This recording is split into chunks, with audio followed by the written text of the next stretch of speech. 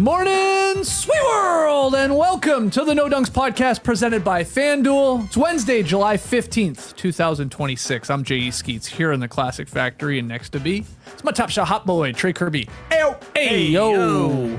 Over yonder, making the magic happen a little early here today, super producer JD. Hello. There he is, here we are, yes, starting before 10 a.m. Eastern. They said it couldn't be done. We said, watch this. Watch this. Thanks for joining us on YouTube. Hit the like button, subscribe, podcast listeners, 5-star ratings and reviews for your boys. A little bit later on this podcast, we're hitting the beach to answer some of your NBA questions that you guys sent in through email, through YouTube, through Twitter, through Blue Sky, maybe through Instagram. Yeah. I don't know if we have any technical from Instagram questions right now, but they happen. And they do in there happen. Before, you know? They're the toughest to sort of grab. You know what I mean? It's very true. It's hard to copy and paste out of that one. Yeah, for sure. It's more frustrating, but thank you to everyone that has. So we'll get to those later. But first, we start with NBA Commissioner Adam Silver saying Tuesday that he remained hopeful the investigation into Kawhi Leonard and the Clippers for alleged salary cap circumvention would conclude this summer. This is what he said. Hey. Okay, he added a bunch of other things. He added that the league was not responsible for holding up the trade to the Raptors. He said that was actually on the Raptors and the Clippers for doing that. That wasn't us. In related news, The Athletic's Mike Vorkunov reported yesterday that the Kawhi investigation has grown in scope to include other improper expenses provided by the Clippers to Kawhi, as well as a possible second unreported endorsement deal with a different company. So that's a bit of a notable update here. Maybe provide some context to why the investigation is taking longer than it is. Maybe not at all. But TK, this summer is now Silver saying he hopes to have it wrapped up. This summer goes till September, doesn't it? That's the question. When do you consider summer over? Is it when the kids go back to school? Is it September 22nd, which is the first day of autumn this year in 2026? Or is it just before teams have to report to training camps at the beginning of October? Right. Who knows? Doesn't feel like we're getting an answer quickly. No. Adam Silver seems like he doesn't have any idea when this thing is going to end up. Apparently, they've talked to Ballmer a couple of times. They've talked to Kawhi. They've talked to Uncle Dennis. Now they're looking into Kawhi's Concur spreadsheets to see if his expenses were reimbursed back and forth. Yep. There might be another one thrown in there. All this means to me is a lot of smoke, tons and tons of smoke, no smoking gun. They still got nothing right now. If there was something that stuck out that the NBA could easily punish the Clippers or Kawhi with, it would be done. But clearly it isn't. Yeah, so Silver said, quote, I would say that this can be wrapped up and needs to be wrapped up. I would agree. Before next season, yeah. So Yeah, I guess that is now where we've put the deadline. It has to be set up this summer and also before next season. Yeah, no shit. There's a lot of collateral damage here from this ongoing investigation. We've already talked about this a little bit before. Of course the Raptors. Of course the Clippers. Yes, Kawhi himself. Brandon Ingram, Grady Dick, they were traded to LA for Kawhi Leonard, or, hasn't been officially called in, but that's a proposed trade. None of this helps, I would say, Benedict Mathurin, who is a restricted free agent. I would say none of this helps Peyton Watson, who in theory would need the Clippers as a restricted free agent option on the market, potential sign and trade. Doesn't help RJ Barrett with the Raptors. He's waiting for a contract extension. The waiting game here, it does have an effect not just on Kawhi, but a bunch of other players and maybe even the rest of the league. So there's not much more else to say at this point. We've been frustrated. They've botched this. The whole thing is a mess. And I'm with you, though. This idea of just continuing to prolong this means what is really there? I guess, again, this Vorkunov reporting saying there is a little bit more now is oh, okay, does that now increase the chances that Kawhi himself is penalized for, a fine, missed games, void contract, and all that? I don't know. Obviously, that's still a possibility, which is why the Raptors pushed pause on the trade. I think Adam Silver was basically saying this one was on Toronto, shutting it down, as it should be, because they would be the ones most adversely affected. The Clippers were involved in it. Kawhi was involved in it. The Raptors were just hanging out over there back in 2019 trying to get Kawhi back. It didn't go their way.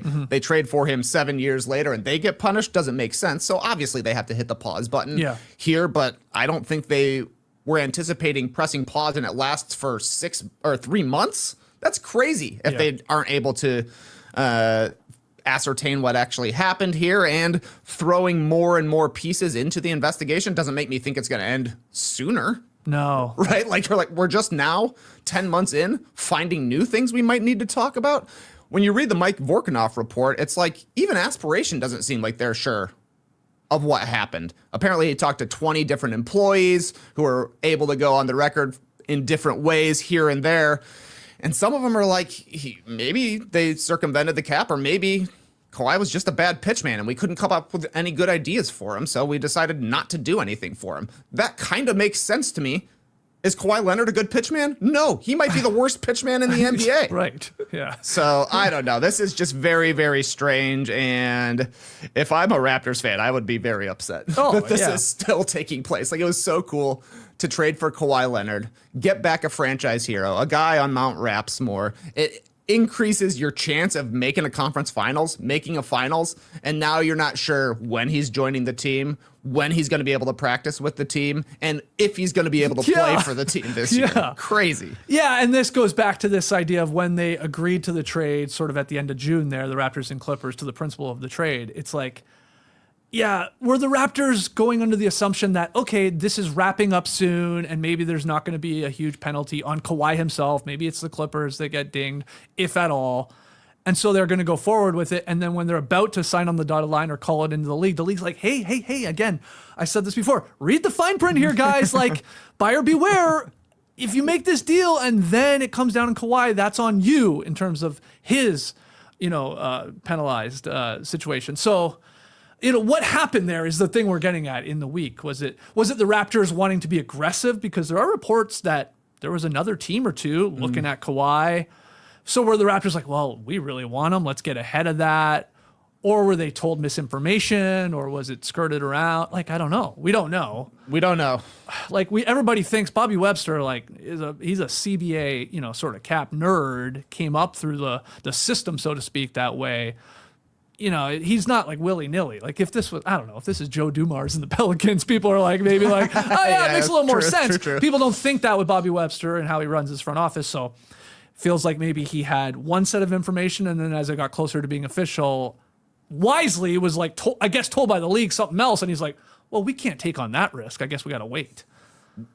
Apparently, that's what happened because, like you're saying, Bobby Webster's connected with the league, starting his career there. Not to mention Larry Tannenbaum at the time was the head of the board of governors. That has changed, but at the time of the trade, that was literally the case. So he would be aware of what sort of investigations are going down. So it's just what happened on that trade call, because there's been reporting that the Clippers weren't told anything about what's going to happen with regards to Kawhi's contract and the trade. That's fine. They would trade him regardless because this is a good deal for them to get back some sort of a future, start to actually turn the corner on this era of the Clippers. Yeah.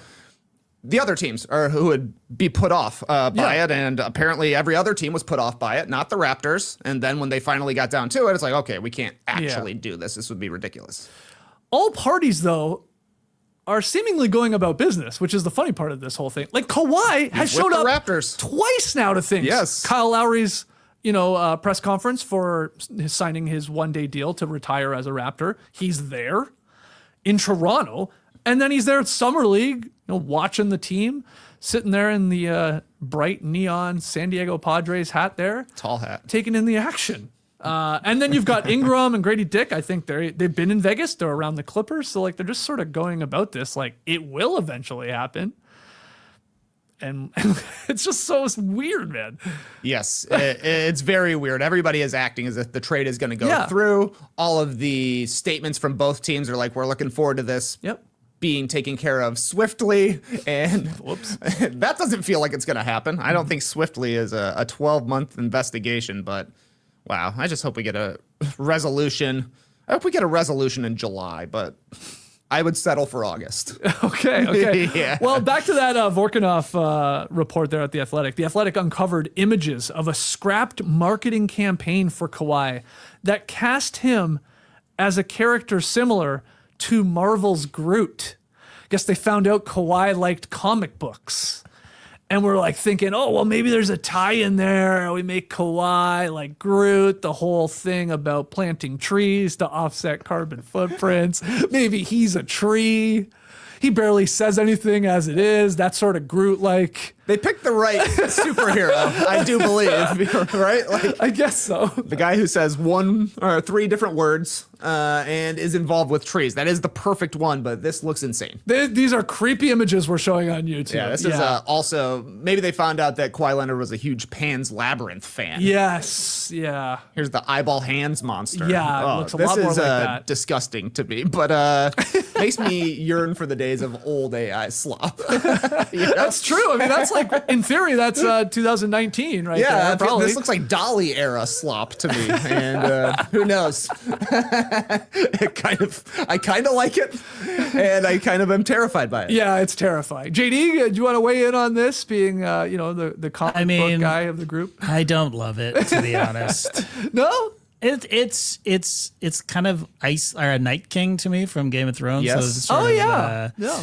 If he was blue, I would think that. But, Yeah, right. Yeah, I don't love it. Okay. Well, I guess he didn't love it either. I like that eventually they're like, yeah, maybe we should just move on from this. We can't crack the code on what's good for Kawhi Leonard. We tried everything. We put tree hands on his face, and it didn't work. We tried everything. He won't do anything, man. Just give him his $28 million. Let's move on. Okay. I mean, he's known as the Claw. Like, why not Wolverine? Right? He's got Also claws. good. Yeah, I think again they're leading into the tree part. Yeah, that is the scam part of their company. Right. You gotta keep up that facade. So, yeah, we'll leave that here. Hopefully, July, August, maybe September. That's still summer to some people. How about a birthday gift for you? August 20th. Yeah, the Kawhi investigation. It's over. Kawhi Leonard officially a Toronto Raptor. Honestly, it'd be very nice. Yeah, well, either Tassa or my birthday. Sure. Tassa a little bit before me. That's the new goal. Okay, that's what we're hoping for here. All right, pivoting to the other thing we're waiting for this summer. LeBron James, free agency. The saga has stretched into, I guess this is like week 3. And while his decision should come soon, I think Shams says he's inching closer and closer to a decision. No one is quite sure when. We'll find out what team he's joining, right? Is it the Cavs? Is it the Warriors? Is it the Heat? Is it the 76ers? Or is it the Wolves? It's feels like it's those 5 teams. It felt like Shams was saying of those 5, the Cavs, the Heat, and I believe the Sixers were the most likely, if I can remember correctly, yeah. and maybe the Warriors and the Wolves were bumped down. Beyond the timing of this announcement, there's also some wonder as to how LeBron is going to break the news. So with a huge shout out to our guy, Robbie Calland at CBS Sports, I thought it'd be fun to try and figure out what option LeBron will choose to break the news this go around. Great. And I've even got some odds from a new sports book that popped up. Oh, exciting. Yeah, Skeets Duel. Hey, nice. Yeah. Nice. Opened my own sports book here over the last couple of weeks. So how will LeBron announce his free agency decision? I got some odds for you, and TK, I want you to chime in on each hypothetical here. First one, it's the favorite, -200. It's pretty boring. It's a Shams tweet. Just Shams jumps on Twitter and says, LeBron James is going back to Cleveland. LeBron James is going to Golden State. LeBron James is once again headed to South Beach. You know, he's tied with Rich Paul. True. He is our prominent newsbreaker. Yes. He's saying it's inching closer and closer. Maybe that means character by character is getting closer and closer to finishing the tweet.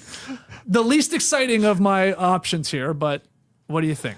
I think what Tapio says here in the stream team is right. I could have told you that LeBron's getting closer to the decision. That's how time works. Yeah, he has to make a decision soon. This would be disappointing if it comes out via Shams' tweet, if LeBron gets scooped on his own decision by Mr. Sharania out there. You can understand why it's the favorite, though. I understand. I wouldn't put any money down on this, though. Okay, I wouldn't either. Nah. Yeah, and remember, in 2010, we had the decision, of course. In 2014, it was the Lee Jenkins Sports Illustrated Right. article. And then in 2018, LeBron just went IG with it. Sure. So he broke the news himself. So this would be new in terms of LeBron True. free agency, Yeah, letting yeah. Shams just do it. Hopefully, I'm with you though. Look, we get excited about any notification from Shams. Well, we had, and then they get really boring. But this would be big news, of course. But yeah, we don't want this. Yeah, Shams did report that teams have been recruiting LeBron by sending voice memos to Rich Paul, which Rich Paul then forwards to LeBron. Yes. Rich Paul came out and said, I didn't tell Shams that. So it's not necessarily a direct pipeline, LeBron, Rich, Shams. There is Right. parts where it can divert there somehow, apparently. Yeah. Okay.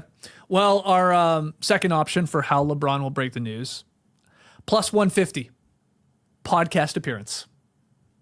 LeBron is scheduled to be in New York on Thursday and Friday for Fanatics Fest. Okay.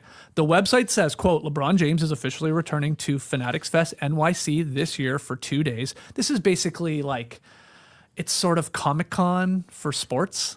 Okay. It's probably the best way to describe Fanatics Fest. It's like there's a card show, there's all these activations, stuff like that. Anyway, on July 16th and 17th, LeBron will kick off his return with a live recording of Mind the Game podcast featuring special guest host Tyrese Halliburton, plus additional surprise guests throughout the show. So it could be his own podcast, Mind the Game. There's, of course, Rich Paul and Max Kellerman's Game Over podcast. People said, what if he goes to Golden State? He does it on the Draymond Green podcast. Wow. Or show. So podcast appearance, because there's so many to pick from. Hell, he could come on No Dunks for all we know.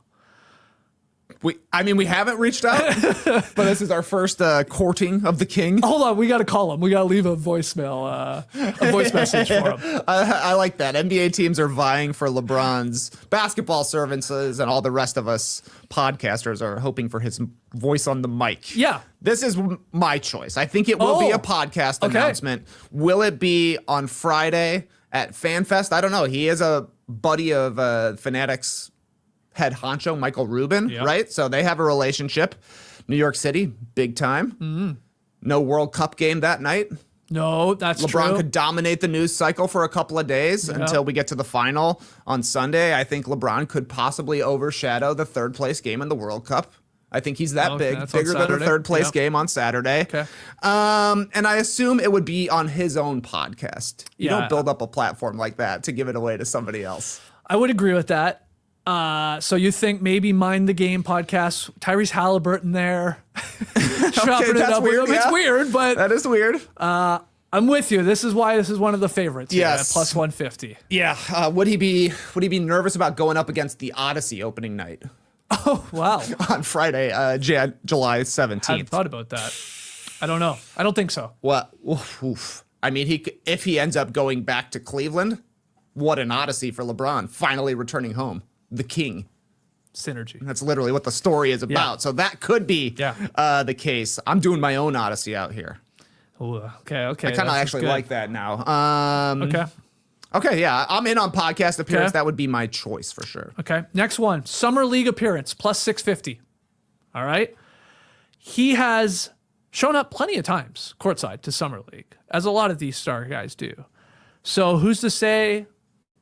he pulls up again to the Thomas and Mack Center courtside seat. Hell, maybe the Cox Pavilion. Wow. That'd be crazy. That's a small gym. Sits down with the team's owner, the team's front office, the coaching staff, whatever, and sort of announces it that way, almost by tipping his hand with who he's with. Now, I'll push back on this one, maybe why it's plus 650. If that was the plan, Summer League, you do that the first weekend of Summer League. Yes. You don't do that now. Now we're into the second week. We're almost starting to top prospects are shutting down. Exactly. Yep. Summer League, let's be honest, it's already sort of lost the buzz because a lot of these top guys are shutting down already. So I think it's unlikely, but your thoughts on potential of Vegas. Let's just call it Vegas Summer League. Doing it in Vegas. Yeah. Okay. I think it's possible, but like you're saying, I think if this is what LeBron's plan was going to be, it would have already happened. Yeah. Though I would love to see him come back and play in Summer League for whatever team he joins. Oh. Imagine he decides to be a Philadelphia 76ers, and I'm going to start by going out and playing the second weekend of Summer League. Oh, wow. That's how we learn. That would be pretty crazy. Tips off. Wow. Okay. Next one, World Cup reveal. This one's a Robbie Callan special, plus 800. So a lot of people think that LeBron will want to have a day to himself to announce his decision and not share it with the World Cup conversation. Exactly what you said, Trey. If that's the case, he would, in theory, announce this Thursday, Friday, or next week, Monday, after the World Cup is done. But Robbie wonders, what if LeBron hijacks some of the attention on the World Cup, shows up to a game, and is wearing team gear for the team he is selecting at the World Cup? Let's say the final on Sunday. Cool. In New York. Yeah. Oh, conveniently, he'll be there. He'll be there. He's there for Fanatics Fest. I assume he's going to stick around for that final. He hasn't been to a I don't think game so. yet. I At least I don't remember think seeing so. him in a thing. I mean, he was on vacation for a while. Yeah. So, plus 800. Could he announce it? Let's just even say the day of the World Cup, whether it's silly like showing up in Cavs gear up in the press box when they show him on the broadcast. What do you think? Not a chance? No. Okay. No, I don't think LeBron would want to go head to head with the World Cup, Okay. especially not the final. Right. Yeah, I mean, he would not even be the biggest name in the arena.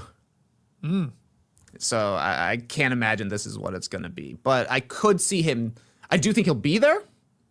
And I can see us overanalyzing what he's wearing. Like, remember he Yeah. went to a Yankees game once and held up a Yankees cap during the summer of 20, or maybe it was like in the run up to his summer of 2010 decisions. It's like, oh, that means he's going to the Yankees. That means he's going to New York, going to the Knicks. Not going to go to the Yankees.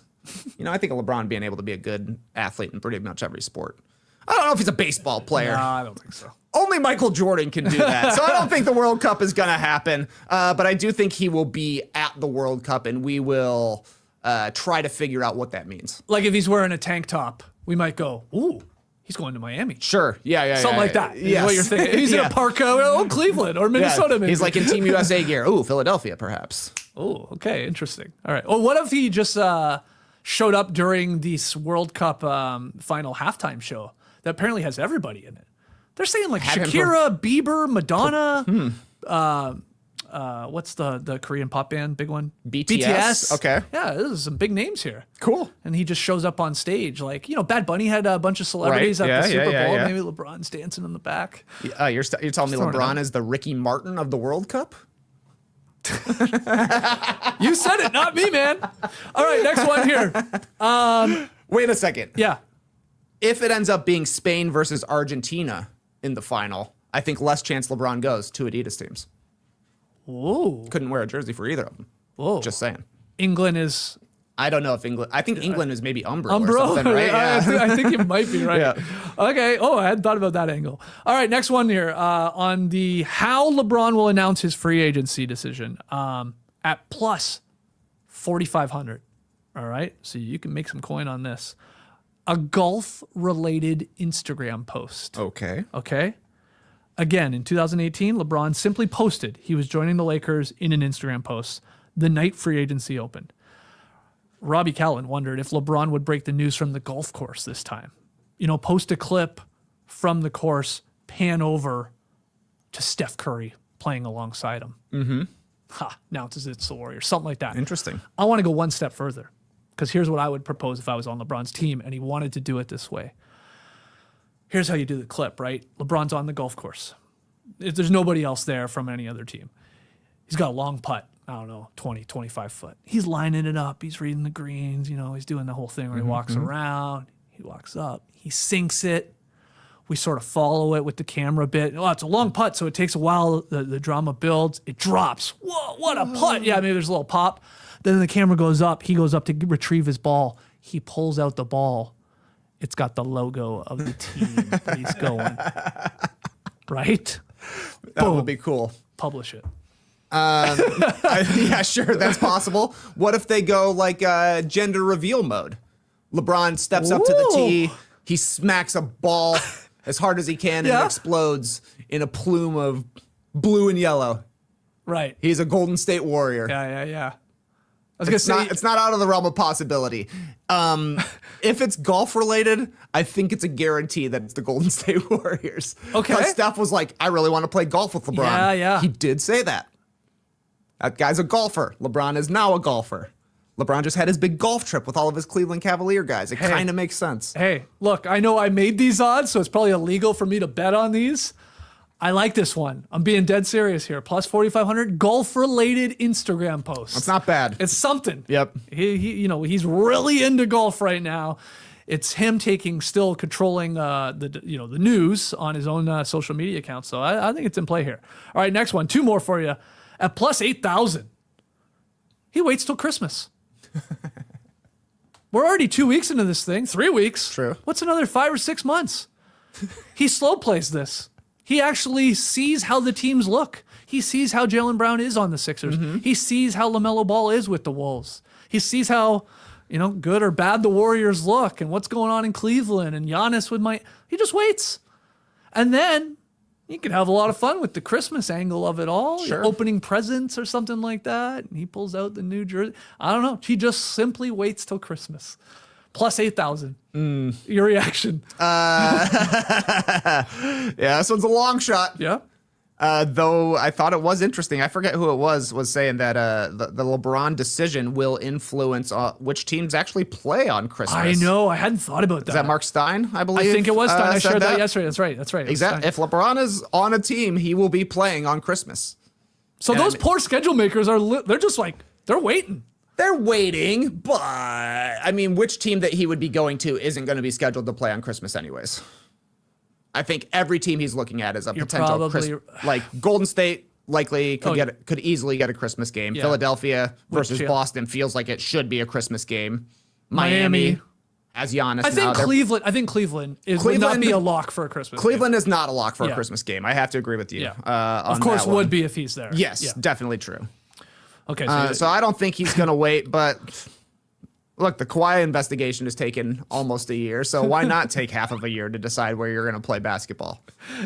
It's actually, this is silly, but would be the smartest thing. Although he would get so much backlash because it'd be so funny. He could just wait to see who's the best. Yeah. And then go, okay, I'll join them and try and get a fifth ring. Yeah. Yes. Right. True. And then all the fans could be like, "We're playing great. We don't need LeBron." Yeah. He comes back and ruins it. Yeah, that would be a definite concern. Yeah. Oh, okay. Then flip it on his head. He's like, "Oh, they are underperforming. They need me. Cleveland needs me back. Sure. Miami needs me to help figure their things out." Yeah. Okay. All right. Final one is at plus 10,000. The Decision 2.0. He literally just has another primetime television special. He got so much widespread backlash for the last one. Now, in large part because of the team he selected and the big three and Foreman with Wade and Bosch. But he just does it again. He's like, who cares? Jim Gray, I know he's available. He can host it again. Yeah, they brought him back for 90s night. That's right. Do the exact same thing. So plus 10,000. Pretty unlikely. He did record that Hennessy ad, right? That was basically like spoofing the decision. So we know he still has a gingham shirt he can put on if need be. And didn't we learn that Donovan Mitchell was, am I crazy, or Donovan Mitchell was a kid when he first announced? I think you're right. Like he's part of the Boys and Girls Club group that LeBron brought through or something like that. Definitely possible. Do you think people would find it funny or like bringing up old wounds? I kind of think it's the former. Like I think people would like him poking fun at himself. Yeah.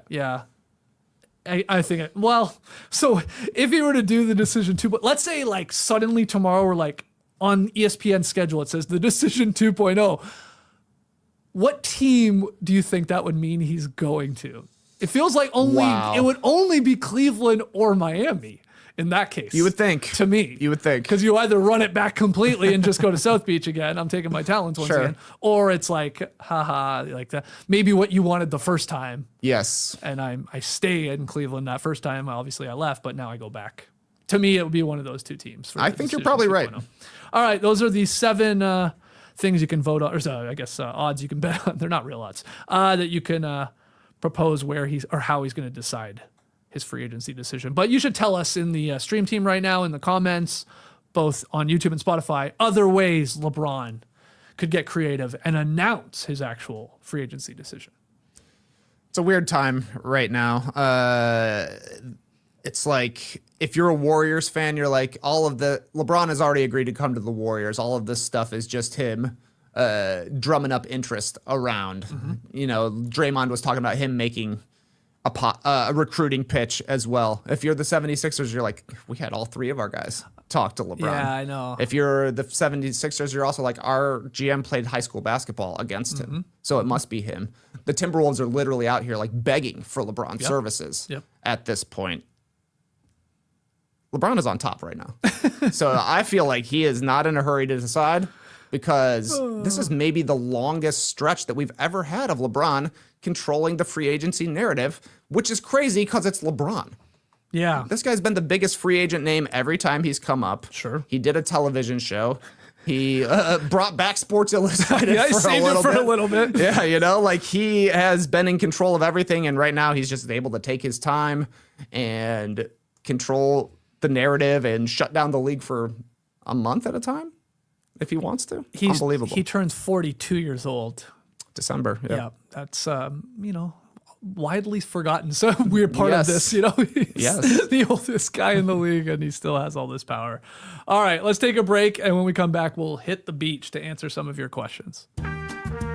Every goal, over to me, JD. Every goal changes everything. We'll find that out today here in Atlanta for England, Argentina.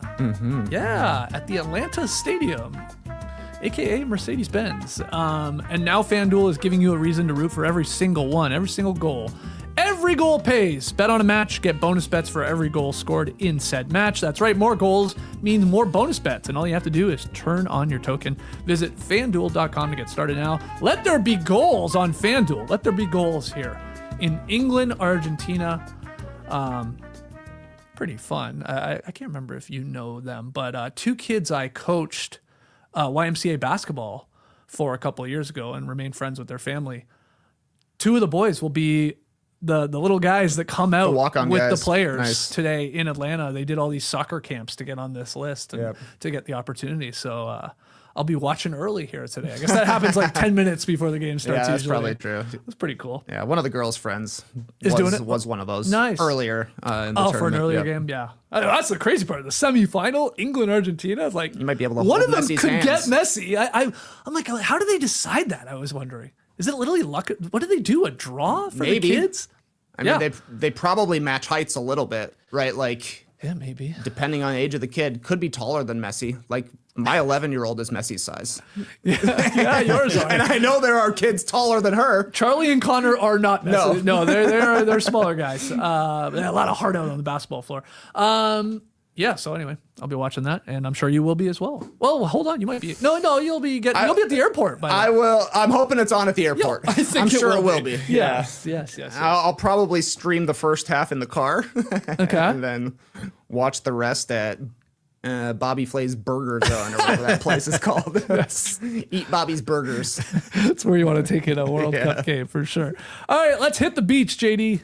You got the buzz, I got the rockets. You got the nuts, I got the chocolates. We got that chit chat down pat, blah blah blah. You got that certain special, je ne sais quoi.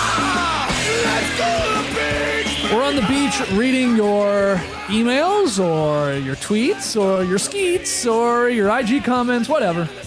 First one is from Blue Sky. It's from Disfigured Media. Who is the one player you continue to hold out a rational hope for and repeatedly convince yourself that the next destination could be the one? My example, every time Bradley Beal is linked to a new team, I think back to the one season where he almost had the scoring title, and I think, Bradley Beal is a microwave guy? So that's a fun question. A player you just continue to hold out hope for, even though it's probably not happening. Who's your guy? I think everybody knows that mine is James Harden. Yes. I just want to see him lift the Larry, man. Do I actually believe in James Harden? No, for almost 10 years at this point. I don't really believe in him. I guess it was like 2018 when the Rockets had a chance to beat the Warriors. They missed all of their threes in a row. Obviously, at the end of Harden's tenure in Houston, he had like multiple double-digit turnover games where he's just throwing it away in the playoffs. And that's when I was like, okay, It's just never going to happen. Yeah. But there's a time during every season when James Harden's team goes like 20-3. I was like, wait a second.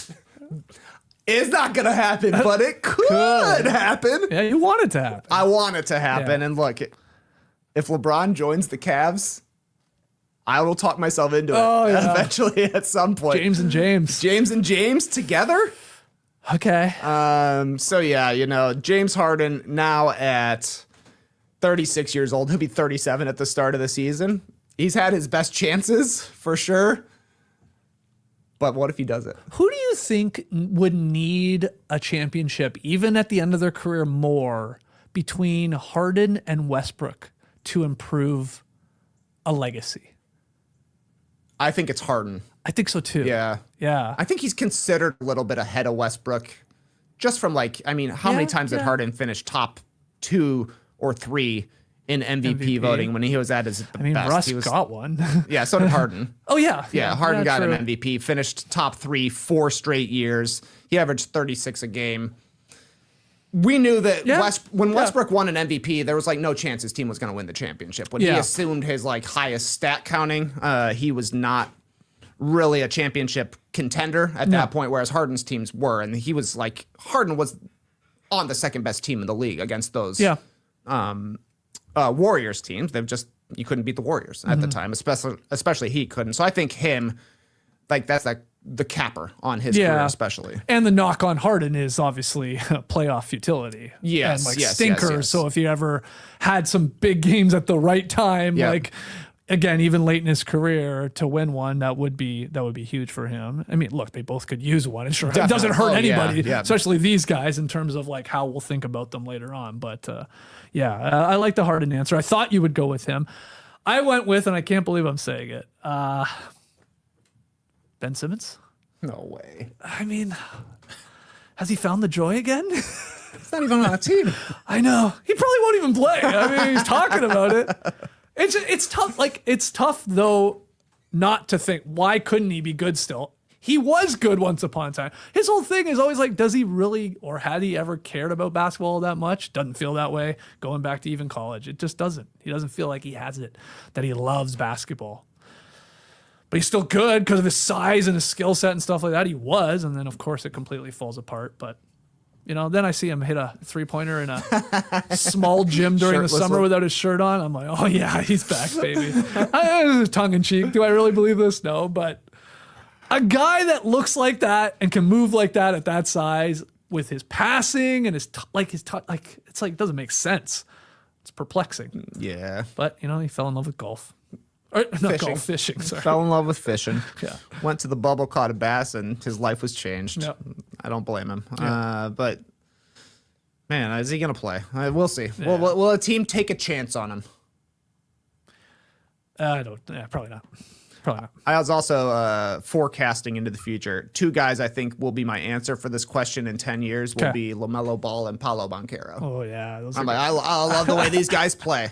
I do think they can be winners. Those are good ones. But are they going to be tough? Yeah. We'll see. If I'm forecasting, it's obviously Leonard Miller. Sure. I'll just be demanding teams give him a chance. But right now, look, he has an opportunity there on a sort of a bad Bulls team. Oh, that's looking like maybe it'll be a little more exciting now. He can at least jump over Noah Essengay in the pecking order. Come on, Leonard. Just link yourself with obviously Caleb Wilson there and Buzelis. We got something.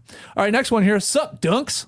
So the NBA has received bids from more than 20 groups vying to participate in NBA Europe, which is the upcoming European Basketball League. I can't remember if you guys have already addressed this or not, but are you excited for NBA Europe? Concerned? Couldn't give a damn? I would love to hear your thoughts. That's from Pat, all the way in London.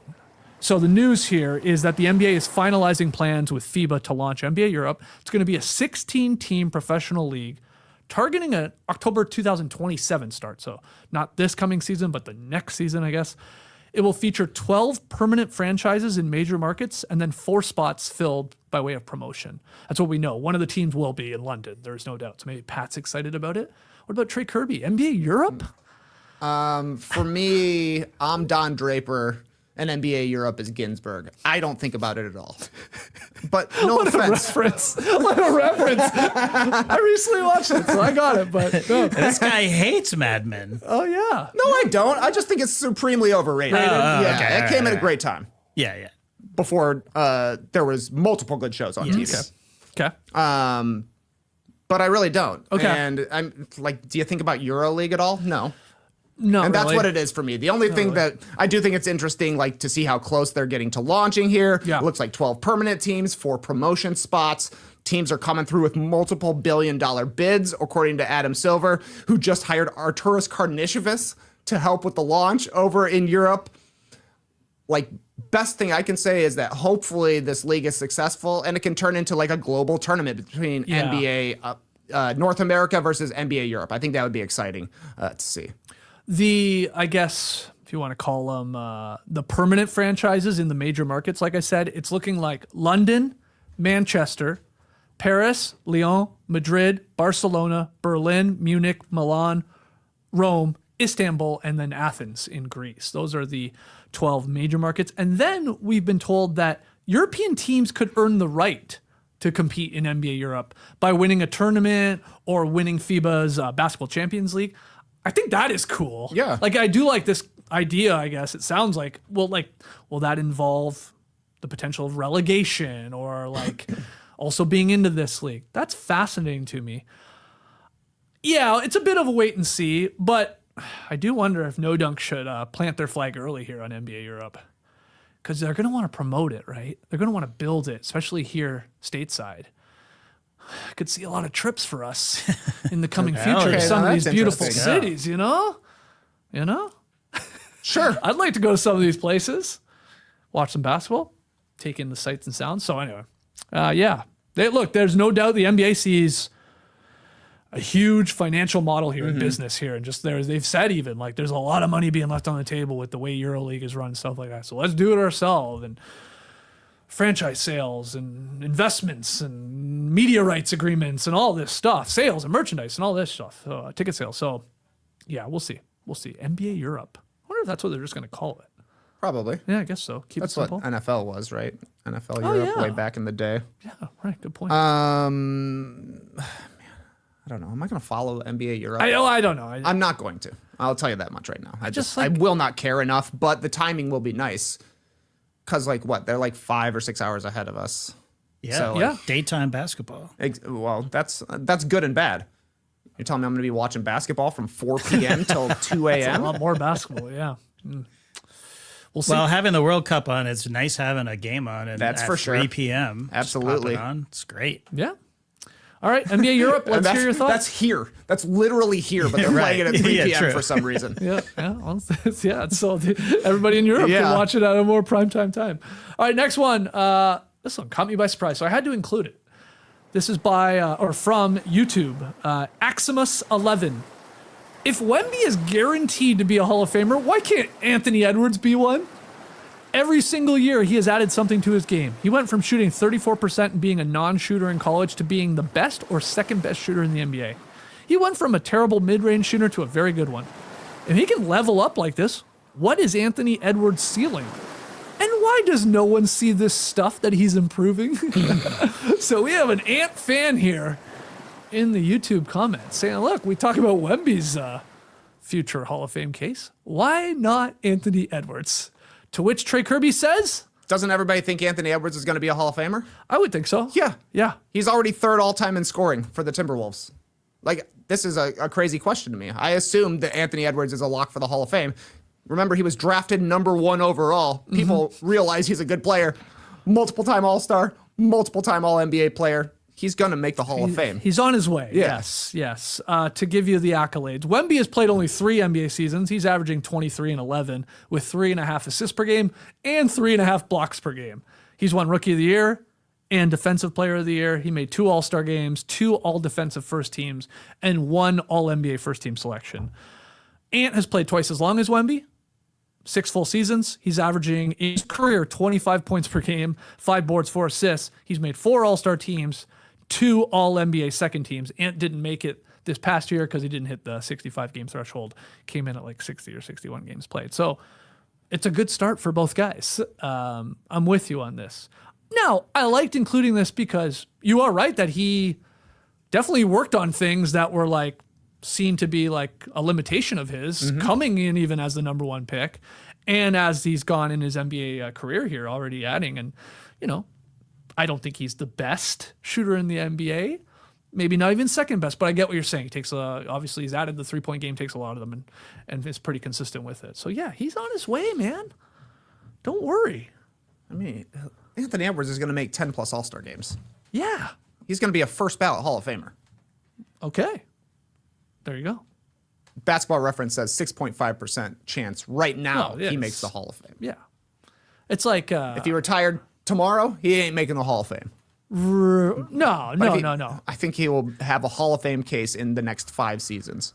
But it'd be nice to see him get any sort of accolades or accomplishments outside of All-Star and All-NBA, which go to 15 to 30 players a year. Like, get one of the big ones, get an MVP.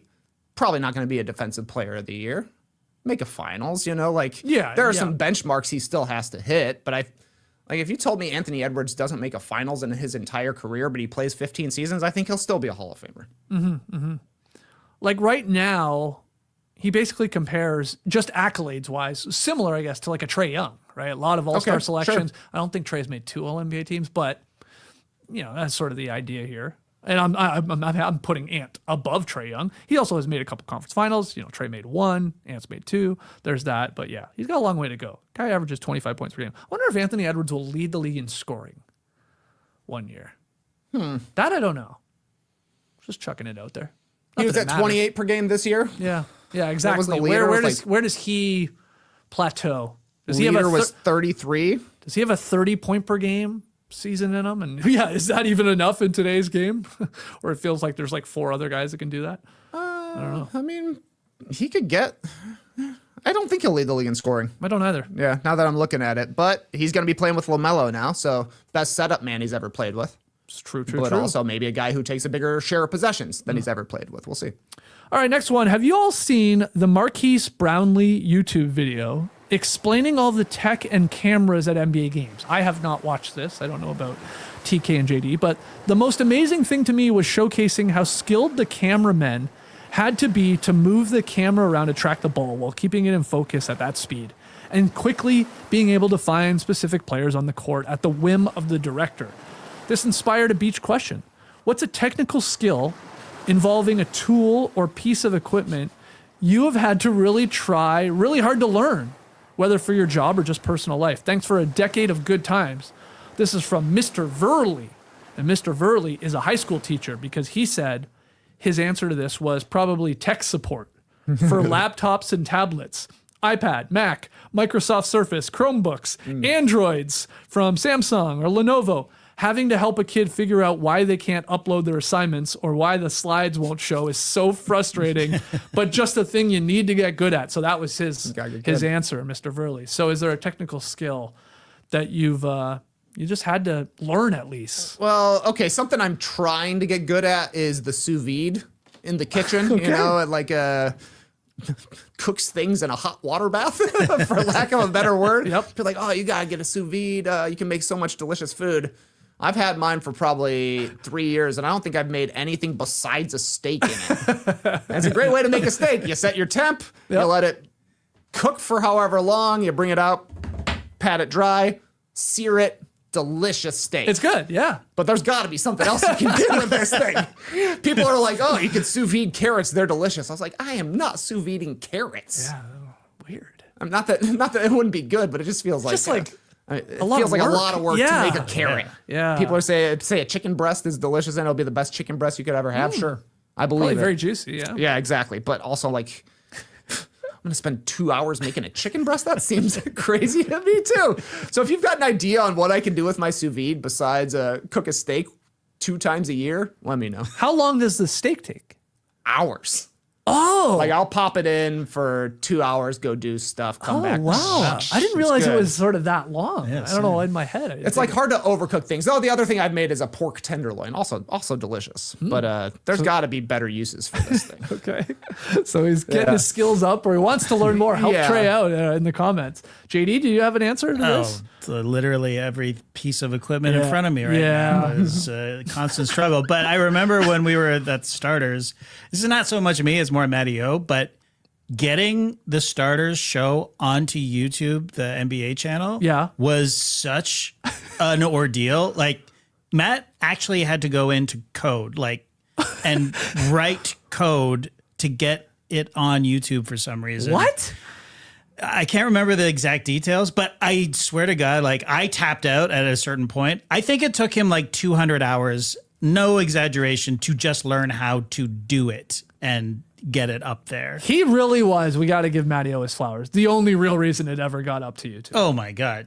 It's he's relentless, The Because like you said, most people would just okay, well, Totally. too difficult. I guess it doesn't go up to YouTube. And you're like, no, it's ridiculous. And not only that, convincing them that we had to put it on there. yeah. That was half of it right there. Yeah. Sure. But the actual technical, and it's so simple to post a fucking YouTube video, right?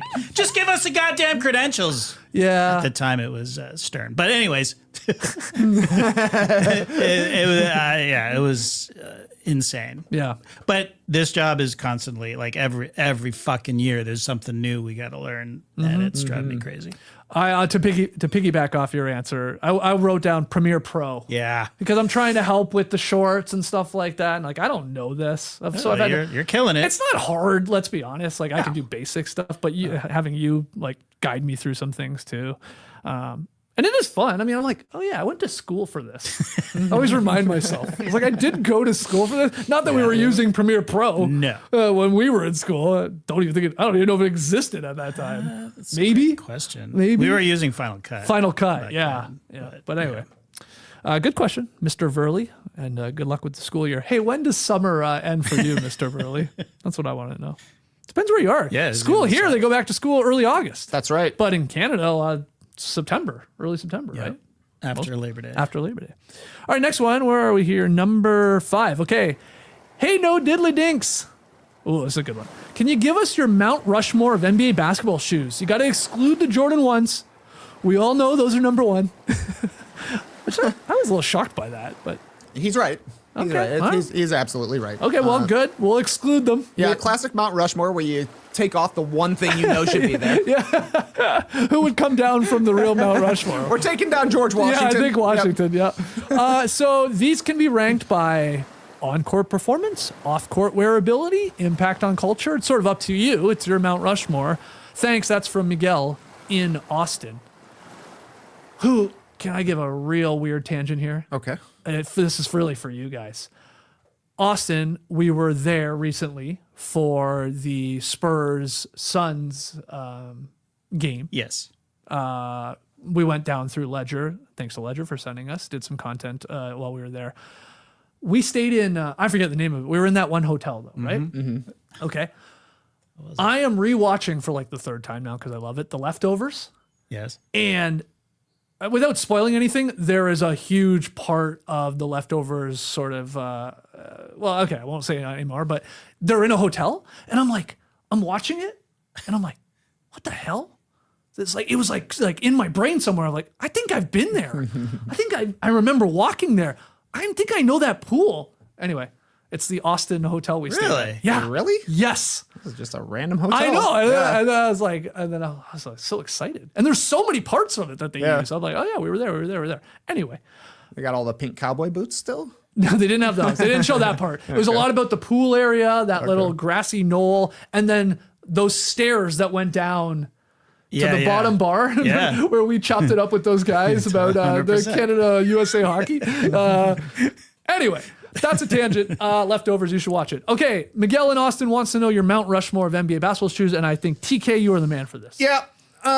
This was actually pretty easy for me. I kind of went era by era, so that's how I've organized my Mount Rushmore. The first shoe that makes it, I guess it would be on the left, the Adidas Superstar. The original shell toe, one of the first one of the first basketball shoes that was quite notable. Kareem Abdul-Jabbar wore these. Adidas was hugely popular in the 1970s before Nike really started taking over. So that was an easy one to get on there for me. Following that up, we're going to the 1980s. It's the Converse Weapon. Okay. You've seen the hilarious commercial with like Magic and Larry Bird. They're trying to rap with these, but like they had cool versions for both. Like Magic had the purple, yellow, and white edition. Larry Bird just black and white. Yeah. Standard stuff. So that was an easy one for me. That was my 80s representative. Okay. Then the 90s, 2000s generation. It would have been the Jordan 1, but in lieu of that, since we got to keep it off, according to Miguel, I'll go with the Jordan 11, the patent leather ones. Nice. That he wore during the 95-96 season when the Bulls became the best team of all time. Still a very cool shoe to see. And the final one, I would have to say, is the Nike Kobe 5. Okay. I was debating which Kobe to put on because he really was instrumental in everybody wearing low top shoes. Now the 4 was the first low top for sure, but the 5 I think kind of nailed it, and it's still a very popular shoe to this day. The 5 and the 6 actually still amongst the most worn shoes that are out there. And once those came around, people were like, wait a second, we can wear low top shoes to play basketball. So that's it for me. I like it. So yeah, you went eras. You went, I mean, cultural impact. It sure Definitely. sounds like. Yeah. And that's the way to go about it. I like, those are my two favorite, of course, my favorite Kobe's too. 5 and 6. I probably like 6 a little bit more. But great shoes. Okay. Toughest one to leave off was the Chuck Taylor, but NBA shoe, not really. Though he's in the Hall of Fame. Yeah. Chuck Taylor is in the Hall of Fame, but Yeah. was not an NBA player. Okay. And guys playing him these Chuck days. Taylor was not a problem. No, no. All right. Good stuff. That's a fun one for everyone. Let's hear your Mount Rushmore of basketball shoes. All right. Final one, World Cup inspired. NBA overtime is outlawed, and all tie games are decided by shootouts. Teams alternate going one-on-one, with the team who starts in defense being able to pick the player to go up against the team with the ball. Everyone must shoot and defend once. Good TV or guys bricking shots? That's from @BieberHole by way of Blue Sky. Now, @Nuggets or Bust, I think on Twitter, had a similar idea. In light of the World Cup, what if instead of going to multiple overtimes after the first one, the NBA had a shootout? Each starter from each team gets one shot from various locations. Teams have to shoot from the same spot. Players pick their shots. Most points win. Good or bad. So 2 different versions here of deciding an overtime game in the NBA, akin to World Cup shootouts, I guess. Yep. The NBA version of it. Your tease. I would prefer the one-on-one versus the just taking a jumper. Sure. It is definitely the most like penalty kicks. I don't know if you would rig it so that you can have the same guy be the defender the entire time, wow. the way the goalie stays the same, but the offensive player changes. Would it be good TV? At least at the beginning, I think it would be. I think it'd be fun to try something like this. People want to see NBA players play one-on-one. I just watched a guy named Nas play against Archie Goodwin in one of these random one-on-one games. Okay. I'm thinking Archie's gonna kill him, man. He's an NBA player. This other guy's name don't ring no bells. That's what Archie kept saying. Other guy won. He's won like 37 straight one-on-one games. Which is an incredible one-on-one He's player. just the best one-on-one player in the world right now. Get him on a I roster. wonder, exactly. I wonder if those guys would get on rosters and like they get subbed in the last 5 seconds of the game because, we're going to overtime. We got to have our best one-on-one guy out there. So yeah, NBA players play on-one. It would be fun to see. And if this is how we do it, sure, give it a shot. I like the one-on-one idea better than Nuggets or Busts idea, more of like a shooting contest. Although I've said before, I like the shooting contest element for instead of going to replays, like whose ball is this? Who was it out on? Just do it like we do at the gym, man. Shoot it. Shoot for it. That would be fun as hell, Yes, I think. that would be cool. But the overtime one-on-one, and I do like play one overtime, and if we can't decide in 5 minutes, then we go to this. Try this at Summer League. Totally. Right? Or Yeah. maybe even the G League, but Summer League, absolutely try this. Because then it's like, there's a lot of talk of like, it'd be cool to have a one-on-one tournament at All-Star Weekend. Well, this is like a nice little like test, I guess. Yes. Like, well, how entertaining is it? Let's see what it's like. So there's something here. They should give this a go, at least at Summer League. Again, maybe G League, and then maybe obviously bring it into the NBA. Why not? It'd be fun as hell. I think it'd be fun as hell. Maybe it would be garbage. Who knows? Try it out. Good stuff, guys. Great recommendations. Great questions. Keep them coming all summer long. Tell us how long summer lasts too while you're at it. All right, we'll call it there. Coming up on Friday, something different. We already pre-recorded this podcast. It's 4 guys pitching you on the next movie franchise we want to recap this summer. It's the Movie Pitch Pod. There are the movies right there. Indiana Jones, Pirates of the Caribbean, Superman, and Transformers. Each of us present our case as to why we should recap said franchise. You're going to be able to vote on this. You're going to watch and listen to the podcast on Friday. Then there's going to be a link over to Substack where you just got to subscribe. You don't got to pay or anything for this one to get your votes in. And, make your pick. Which one? Who? Maybe you got to, I think you got to wait to see how we pitch it. That might have an impact. You're laughing at that, JD. Oh, I'm legit curious to see where they go. I know. I know. By the way, I will say I don't think anyone botched it in their pitch. No. I thought all 4 were solid. Compelling. Yeah. Compelling pitches. Yeah. So including myself. Yeah. Obviously. We all 4 compelling pitches. Yeah, we all took sort of different approaches how we pitch said podcast or pitch a movie franchise. So we've done Fast and Furious. We've done Jurassic Park. Rest in peace, Sam Neill. And now we're picking our 3rd series here. And they range from 5 movies, I believe, in some cases. Yeah. To Superman, which was like 11, getting up to 10 or 11. 10 or 11, yeah. So maybe that plays a part in your vote. It could. Yeah. So that is coming on Friday.